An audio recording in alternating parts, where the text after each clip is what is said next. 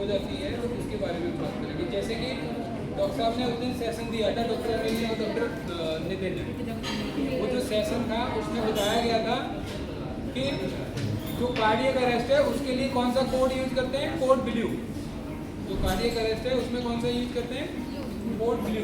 तो जब भी कोड ब्लू अनाउंस होता है, कहाँ से होता है, अगर कोई पेशेंट कहीं पे भी फेंट हो जाता है तो बताया होगा आपको कि उस सिचुएशन में क्या करना है। जैसे कि कोड ब्लू तभी अनाउंस होता है जब भी हार्ट रेट रुक जाती है, हार्ट रुक जाता है या सांस रुक जाती है पेशेंट की, ठीक है। तो उस कंडीशन में क्या होता है, कोड ब्लू अनाउंस करते हैं। अगर जैसे किसी वार्ड में है या किसी प्राइवेट रूम में है तो वहाँ का जो अलाइन स्टाफ है वो इन्फॉर्म करेगा नीचे रिसेप्शन पे, ठीक है। तो रिसेप्शन वाले माइक में आपको आवाज़ लगाएंगे, बोलेंगे, अनाउंस करेंगे कि code blue activate, code blue activate, code blue activate, 3 बार बोलेंगे वो, ठीक है। वो पूरे हॉस्पिटल में आवाज़ जाएगी, ठीक है, क्योंकि हमारे पास स्पीकर्स लगे हुए हैं। तो उसमें जैसे उन्होंने अनाउंस किया 3 बार अनाउंस करेंगे।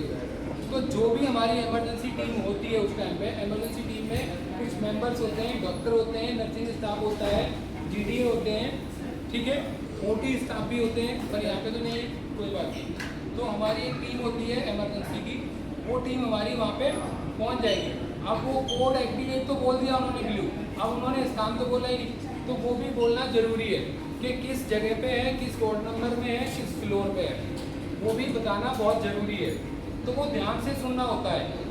कोई भी किसी भी कोने में है, अस्पताल के कहीं भी किसी भी उसमें है, ठीक है, तो वहाँ पे उसको वो आवाज़ सुनाई देगी। तो जो टीम हमारी इमरजेंसी की होती है वो वहाँ पे पहुँच जाती है। तो उसको हम क्या बोलते हैं, कोड ब्लू। कोड ब्लू किसके लिए कर रहे हैं, CPR के लिए, कार्डियक अरेस्ट के लिए। जब भी कोई इमरजेंसी आएगी, जैसे मैंने आपको कहा पेशेंट या तो सांस नहीं ले रहा या हार्ट बंद हो गया उसका, ठीक है, तो वो टीम वहाँ पे जाएगी, इमीडिएट उसको चेक करेगी और अपना CPR स्टार्ट कर देगी, ठीक है। तो पेशेंट को रिवाइव करने के लिए पूरी कोशिश करते हैं, ठीक है। जैसे कि डॉक्टर साहब ने बताया होगा वो सेशन सभी को याद होना चाहिए, ठीक है। उसके बाद अब बात आती है, एक और कोड होता है कोड पर्पल। कोड पर्पल में क्या होता है, कोड पर्पल में मतलब कार्डियक की इमरजेंसी को छोड़ के बाकी इमरजेंसी, ठीक है, मतलब कार्डियक जो इमरजेंसी है वो नहीं होगी उसमें, बाकी इमरजेंसी जो होती हैं, जैसे कि किसी पेशेंट का शुगर कम हो गया, एकदम से फेंट हो गया, हार्ट रेट तो चल रही है, सांस भी चल रही है पेशेंट की, लेकिन वो बेहोश हो गया, फेंट हो गया, या BP कम हो गया या ज़्यादा हो गया, तो वो भी एक इमरजेंसी में ही आता है, ठीक है। तो उस समय पे क्या है, कोड पर्पल, कोड पर्पल को अनाउंस किया जाता है, ठीक है। आप देखेंगे यूट्यूब पे या आपके गूगल पे भी होता है, आप एक चार्ट है, वो चार्ट भी आप ले सकते हैं, देख सकते हैं उसमें। हम यहाँ पे भी हम लगवा देंगे उस चार्ट को, वैसे जनरल वार्ड में लगा हुआ था पहले, किसी ने देखा होगा, ठीक है। तो कोड पर्पल में क्या होता है, कार्डियक इमरजेंसी को छोड़ के बाकी इमरजेंसी, ठीक है। अच्छा, एक होता है इसमें कोड ब्लैक। कोड ब्लैक में क्या होता है, कोड ब्लैक में हमेशा हमें देखने को मिलता है कि जब भी कोई, या तो किसी ने जैसे बॉम्ब का सुना होगा कि बॉम्ब रख दिया हॉस्पिटल में, या कोई वैसी वस्तु आपको मिल गई असंदिग्ध अवस्था में, मतलब उसको हम कोड ब्लैक से अनाउंस करेंगे। वही मतलब हर एक कोड को 3 बार अनाउंस करते हैं, तभी सुनाई देता है, ठीक है। एकदम से हमें पता चला, उस टाइम पे आप लोगों का एक कर्तव्य बनता है, आप लोगों ने पैनिक नहीं होना। पैनिक हो जाते हैं ना कि बॉम्ब है, वो किसी ने बोल दिया बस में बॉम्ब रखा है या हॉस्पिटल में बॉम्ब है या किसी गाड़ी में बॉम्ब है, तो एकदम से क्या करते हैं, भागने लग जाते हैं। सबको अपनी जान बचाने की पड़ती है, सही बात है ना।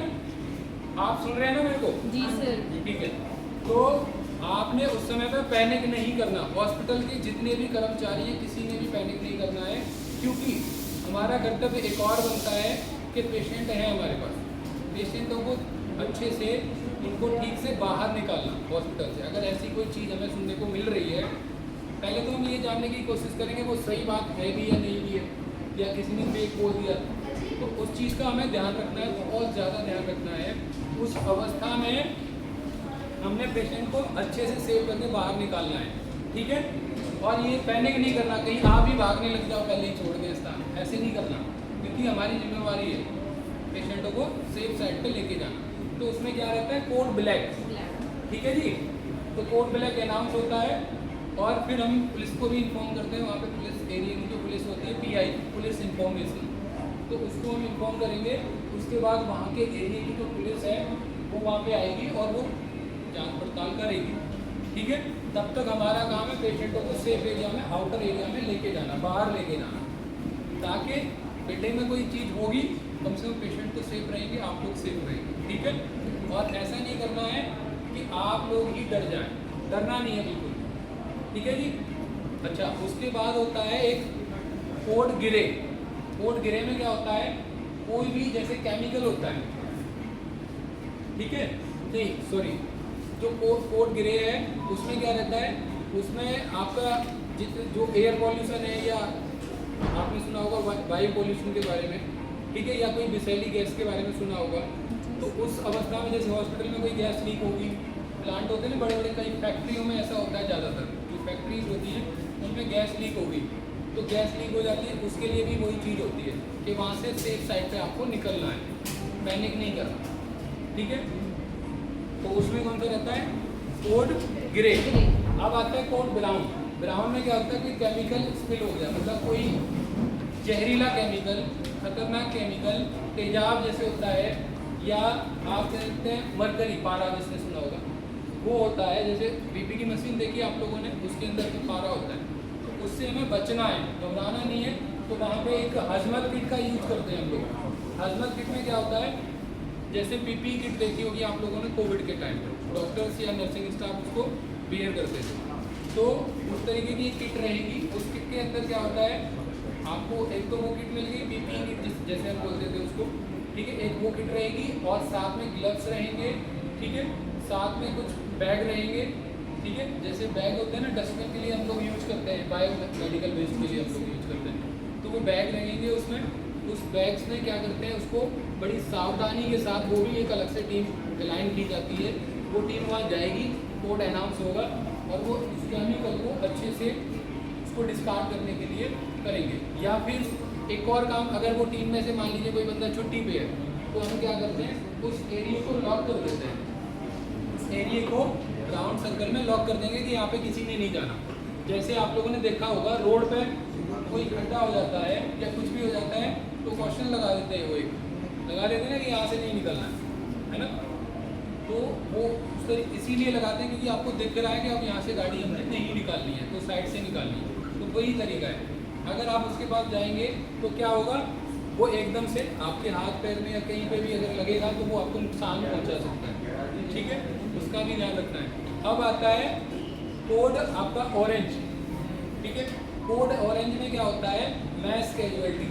मान लीजिए कोई बस में जैसे यात्री सफ़र कर रहे हैं और एक साथ उनका एक्सीडेंट हो जाता है, बहुत सारे लोगों को एक साथ मतलब एक्सीडेंट हो जाना, या किसी के ऊपर छत गिर गई ऐसा हो जाना, या कोई भी चीज़ हो सकती है, ट्रेन दुर्घटना हो सकती है, प्लेन क्रैश हो सकता है, कुछ भी हो सकता है।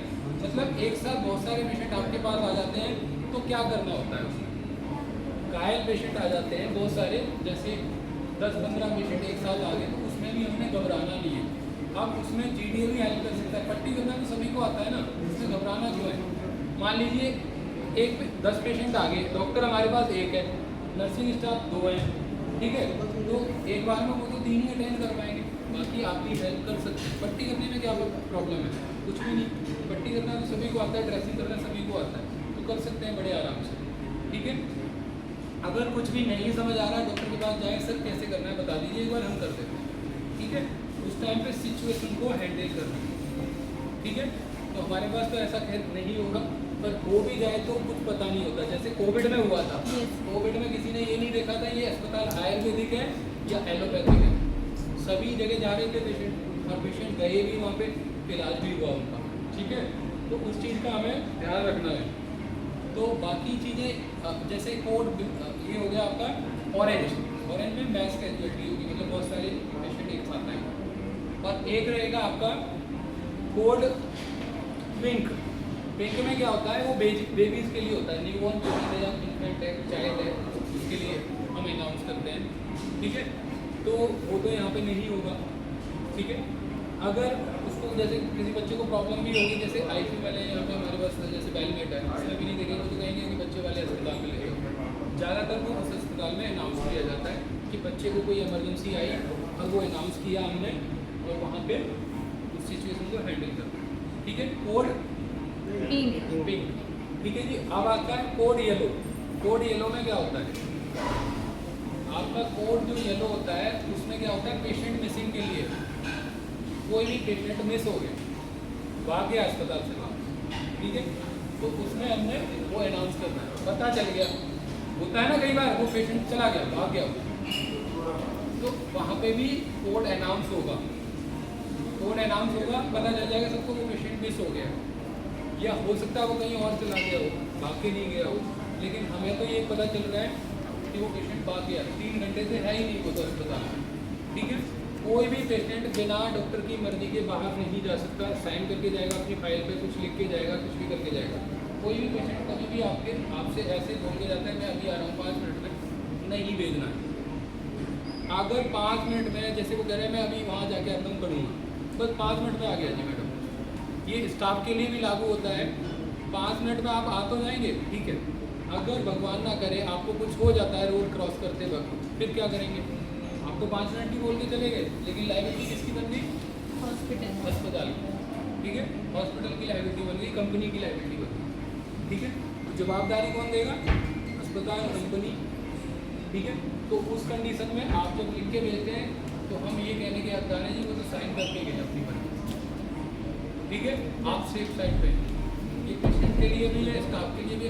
कई बार आपने देखा होगा हम लोग बोलते हैं पास पे साइन करके जाइए, पास लेके जाइए, आप 2 घंटे के लिए जाना है, 1 घंटे के लिए जाना है, मनाही किसी के लिए नहीं होती, लेकिन लिख के जाइए ना, आप भी सेफ है, हम भी सेफ है। ठीक है, तो उसमें क्या करना होता है? वैसे तो देखो जब पेशेंट मिस होता है गेट बंद करने की सलाह दी जाती है, जैसे अब गेट तो बंद ही नहीं कर सकते क्योंकि वेलवेट भी कर, हमारा पेशेंट मिस हो गया, हम तो उन्हीं की गेट बंद करेंगे। ठीक है, तो ये सारे कोड्स आपको पता होने चाहिए। ठीक है, तो इसमें एक आता है कोड वाइट, डॉक्टर कोट वाला सफ़ेद। ठीक है, तो वाइट में क्या होता है? जैसे कि कहीं पे भी पेशेंट अग्रेसिव हो जाता है किसी भी एरिया में, लड़ाई दंगे पे उतर आता है, मारपीट पे उतर आ जाता है, या वो मतलब लड़ रहा है, झगड़ रहा है, कुछ भी कर रहा है, साउंड कर रहा है, तो उसमें कोड वाइट अनाउंस किया जाता है। तो उस समय पे क्या होगा? वही बात आ गई, फिर जिस एरिया में साउंड कर रहा है, लड़ाई हो रही है, तो वहाँ का वो नाम अनाउंस करेंगे। वहाँ के एरिया का स्टाफ का दायित्व है कि वहाँ पे वो अनाउंस करेंगे, तो वहाँ से सिक्योरिटी गार्ड आएंगे और उस सिचुएशन को हैंडल करने की कोशिश करेंगे। सिक्योरिटी गार्ड का काम ये है कि कोई भी पेशेंट साउंड कर रहा है, चिल्ला रहा है, तो उनको शांत कर रहा है। ठीक है, समझ गए सर आप? तो एक ये हो गया आपका, और अब मैं बात करूँगा आपसे हेल्थ इंश्योरेंस के बारे में। ठीक है, सुनने आप मेरी बात को? अच्छा, बैंक अकाउंट्स किस किस के पास हैं? सभी के पास होंगे मेरे ख्याल से, सभी के पास बैंक अकाउंट्स होते हैं। हाँ जी, हाथ खड़ा करिए अगर जिसके पास नहीं है। सभी के पास है। तो बैंक में कुछ ऐसी सुविधाएं हैं गवर्नमेंट की तरफ से जो हमें नहीं पता होता, नहीं कोई बताता है। मैं ये बताना चाहता हूँ आपको, वो इंश्योरेंस सभी को कराना चाहिए। एक होता है 20 रुपये, 20 रुपये पर ईयर, साल का 20 रुपये आपने अपने अकाउंट से कटाना है। ठीक है, वो ऑटो डेबिट हो जाता है। ठीक है, मतलब उसमें आपके अकाउंट से 20 रुपये कटेंगे साल के, और 2 लाख रुपए का बीमा आपको बैंक देती है। किसी भी बैंक में है, कोई भी बैंक देती है इसके लिए। ठीक है, क्या आपको पता है इसके बारे में? No sir.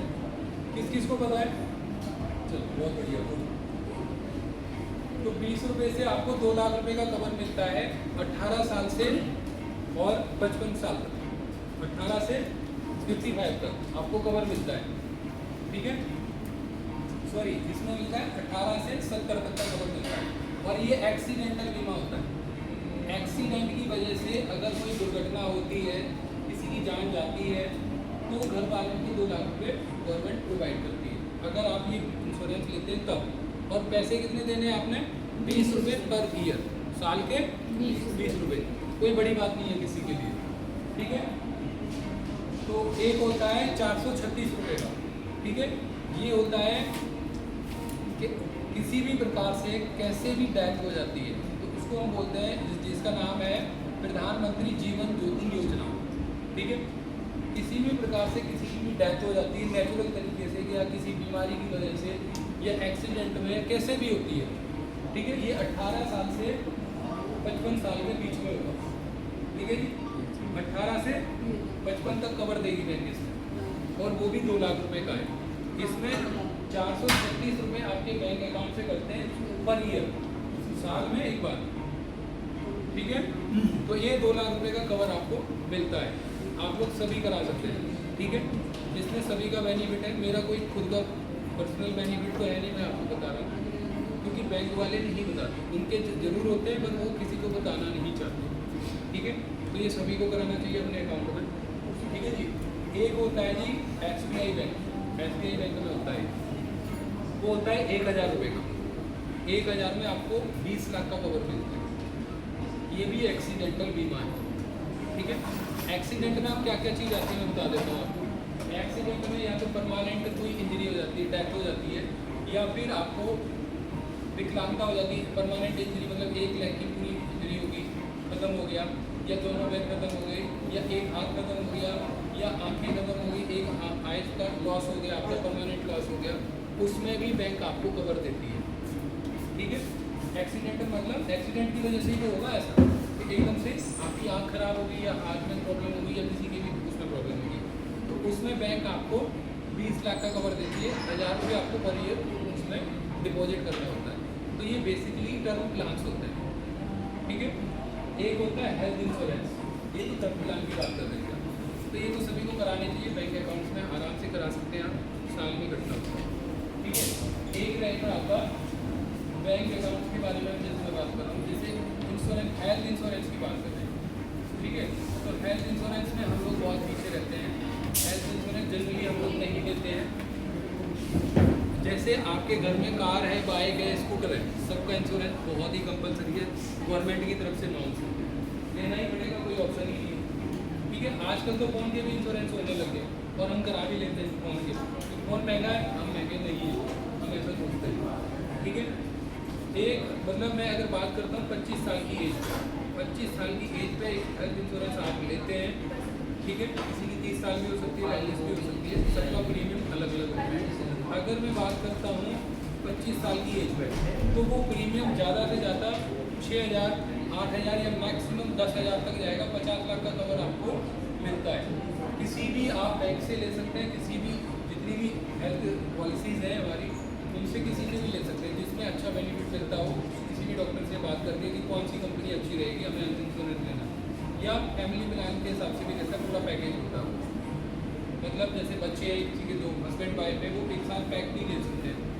तो आप ये सोचिए, जब भी कोई दुर्घटना होती है या बीमारी आती है, एकदम से आती है, बता के तो आएगी नहीं कोई बीमारी, और उस बीमारी के टाइम पे आपकी जो सेविंग्स होती है सारी दाव पे लग जाती है। या तो किसी के पास सेविंग्स होती नहीं है, बहुत कम ही रेयर ही सेविंग्स करते हैं। तो आजकल तो लोग ऐसा कहते हैं, आज में जियो कल में नहीं जीना, जो करना है आज करो, कल के लिए क्यों सोचना, क्या पता क्या हो जाए। ठीक है, मान ली ये बात, लेकिन फिर भी हम लोग कुछ लोग सेविंग्स करते हैं, तो सेविंग्स हमारी वहाँ पे लग जाती है। ठीक है, हॉस्पिटल्स के बिल्स के बारे में तो आप लोगों को सबको पता ही होगा, काम कर रहे हैं हम लोग, कैसे कैसे बिल्स बनते हैं, और एलोपैथी में तो बिल का कोई लिमिट ही नहीं है। ठीक है, फोर्टिस में एक बच्ची एडमिट रही थी, 2 साल पहले की बात है, 14 साल की बच्ची एडमिट रही थी। 25 दिन में उसका 28 लाख का बिल था। 25 दिन में डेंगू पॉजिटिव था, डेंगू की वजह से वो एडमिट रही। 25 दिन में उसका 28 लाख का बिल था। आप सोच के देखिए, जिसके पास था उसने तो लगा दिया, जिसके पास नहीं होगा वो क्या करेगा, जो अपने पास ज़मीन है, जायदाद है, गाड़ी है, कुछ भी है, वो सब बेचेगा। तो अगर आपने 10,000 का बीमा लिया है तो वो आपको सेव करेगा। वो 50 लाख का कवर बहुत ज़्यादा हो गया, मतलब बढ़िया हो गया। आप 1 करोड़ का भी ले सकते हैं, 25 लाख का भी ले सकते हैं, 10 लाख का भी ले सकते हैं, 5 लाख का भी ले सकते हैं। तो मैं सभी से ये कहना चाहता हूँ, सभी को अपना हेल्थ इंश्योरेंस जरूर कराना चाहिए। जैसे कि एक 10 लाख की कार है सपोज कर, ठीक है, 10 लाख की कार का इंश्योरेंस कंपनी ने कंपलसरी किया हुआ है कि उसका इंश्योरेंस 25,000 का है, वो लेना ही लेना है। तो आप ले रहे हो उस इंश्योरेंस, लेकिन अपना इंश्योरेंस नहीं ले रहे। तो मैं यही कहना चाहता हूँ, आप लोगों को सभी को कराना चाहिए। ठीक है, और वो एवरी ईयर आपका रिन्यू ऐसा होता रहेगा ठीक है। प्रीमियम थोड़ा सा फ्लक्चुएशन आते हैं, प्रीमियम 200, 400, 600, 800 तक हजार, बहुत ज़्यादा फ्लक्चुएशन की नहीं आती। तो बस यही था आज के लिए। मैं यही कहना चाहूँगा कि आप लोग अपने अपने इंश्योरेंस कराएं, जितने भी बेनिफिट्स हैं लें, क्योंकि सरकार आपको नहीं बताती। सरकार केवल आपको दंड के बारे में बताएगी, जो भी आपका नुकसान करना है उसमें। जैसे कि अभी पेट्रोल के दाम बढ़ गए हैं, अब नुकसान होने वाला है सब, ठीक है। और महंगाई बढ़ने वाली है, ऐसा सुनने में आ रहा है। और महंगाई को कोई रोक नहीं सकता, महंगाई तो बढ़ रही है, खर्चे तो बढ़ रहे हैं, ठीक है। तो सभी को अपने मुताबिक जिस तरीके से करना है वो कर सकते हैं अपने आप।